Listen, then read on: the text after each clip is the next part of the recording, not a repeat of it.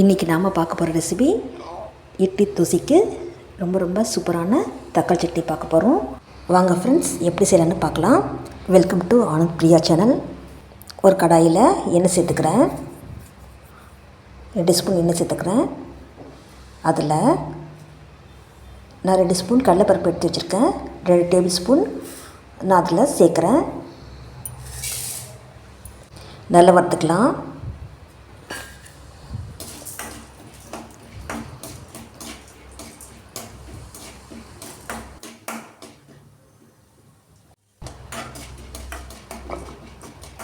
பாருங்கள், நல்லா வத்தாயிடுச்சு.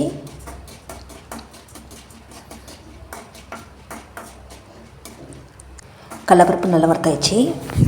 இப்போ நாம் காஞ்ச மிளகாய் சேர்க்க போகிறோம். ஒரு 4-5 காஞ்ச மிளகாய் எடுத்து வச்சுருக்கேன். அதை நான் சேர்க்குறேன். அது நல்லா வறுத்துக்கலாம். நம்மளுக்கு எவ்வளோ காரம் தேவையோ அந்தளவுக்கு போட்டுக்கலாம். காரம் கம்மியாக சாப்பிட்றவங்க இன்னும் ஒரு 2 காஞ்ச மிளகாய் எடுத்துடலாம். காரம் சாப்பிட்றவங்க போட்டுக்கலாம். நான் ஒரு சின்ன தட்டில் வறுத்ததை எடுத்து வைக்கிறேன். இப்போது அதே கடாயில் நம்ம தக்காளி வெங்காயம் வதக்க போகிறோம். பாருங்கள், இவ்வளோ தான் இருக்குது. இந்த அளவு எங்களுக்கு போதும். இப்போ நான் அதே எண்ணெயில் தக்காளி வெங்காயம் வதக்க போகிறேன். நான் 2 வெங்காயம், 3 தக்காளி, கொஞ்சம் கறிவேப்பிலை எடுத்து வச்சுருக்கேன். இப்போ முதல்ல வெங்காயம் போடுறேன். 2 பெரிய வெங்காயம் போட்டிருக்கேன். இப்போ நம்ம அதை நல்லா வதக்கிக்கலாம். தக்காளி வெங்காயம் நல்லா வதக்கினா சட்னி ரொம்ப நல்லாயிருக்கும்.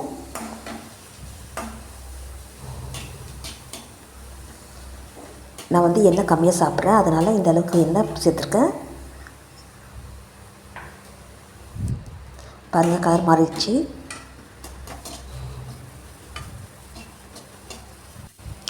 நல்லா வதக்கிட்டோம். கலரும் சேஞ்ச் ஆகிடுச்சு. இப்போ நான் கொஞ்சம் கறிவேப்பிலை சேர்க்குறேன். அதையும் நல்லா வதக்கிக்கலாம். இப்போ நான் தக்காளி ஆட் பண்ணுறேன். தக்காளி நல்லா வதக்கிக்கலாம்.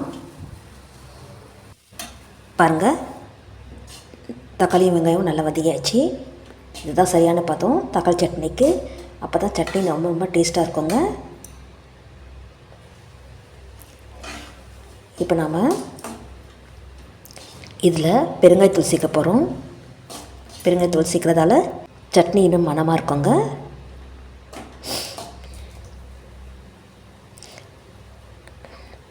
நான் கொஞ்சோண்டு சேர்க்குறேன். நல்லா வதக்கிக்கலாம். இப்போ நான் கொஞ்சம் நேரம் ஆற வைக்கிறேன். இப்போ நான் ஒரு மிக்சியில் நான் வறுத்த கடலைப்பருப்பு, காஞ்ச மிளகாய்லாம் சேர்க்குறேன். இப்போ மிக்சியை போட விடுறேன்.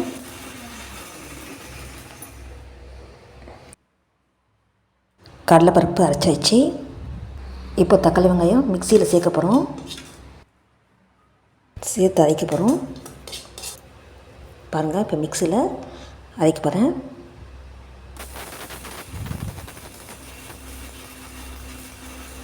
அரைச்சாச்சு.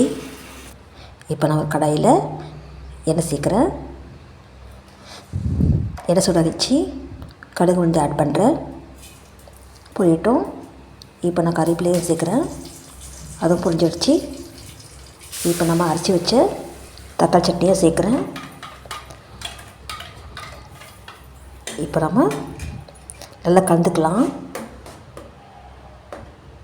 இப்போ நான் கொஞ்சம் தண்ணி சேர்க்குறேன். அதில் நல்லா மிக்ஸ் பண்ணிக்கோங்க.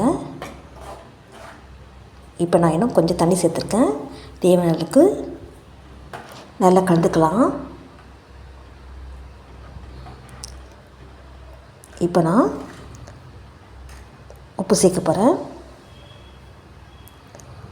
உப்பும் கம்மியாக சாப்பிடுங்க. நான் கொஞ்சம் தான் சேர்த்துருக்கேன். நல்லா கலந்துக்கலாம். இப்போது இன்னும் கொஞ்சம் உப்பு சேர்த்துருக்கேன். அப்போ தான் சட்னிக்கு கரெக்டாக இருக்கும். நல்லா கலந்துக்கலாம்.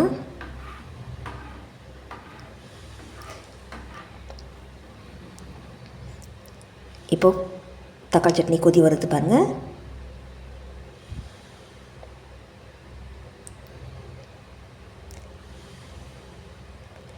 தக்காளி சட்னி கொதி வந்துடுச்சு. தக்காளி சட்னி இப்போ நல்ல மணமோட நல்லா டேஸ்ட்டாக ரெடி ஆகிட்டு இருக்குது. ஃப்ரெண்ட்ஸ், தக்காளி சட்னி ரெடி ஆகிடுச்சு. பார்க்கும்போதே சூப்பராக இருக்குங்க. இட்லியோட இந்த சட்னி வச்சு சாப்பிட்டா 10 இட்லி கூட பத்தாதுங்க, அந்தளவுக்கு நல்லாயிருக்கும். ஃப்ரெண்ட்ஸ், நீங்களும் பண்ணி பாருங்கள், உங்களுக்கும் பிடிக்கும் இந்த ரெசிபி. ஃப்ரெண்ட்ஸ், இந்த வீடியோ பிடிச்சா லைக் பண்ணுங்கள், ஷேர் பண்ணுங்கள், கமெண்ட்ஸ் பண்ணுங்கள் மற்றும் சப்ஸ்கிரைப் பண்ணுங்கள். ஃப்ரெண்ட்ஸ், அடுத்த வீடியோவில் சந்திப்போம். தேங்க்ஸ் ஃபார் வாட்சிங். நன்றி, வணக்கம்.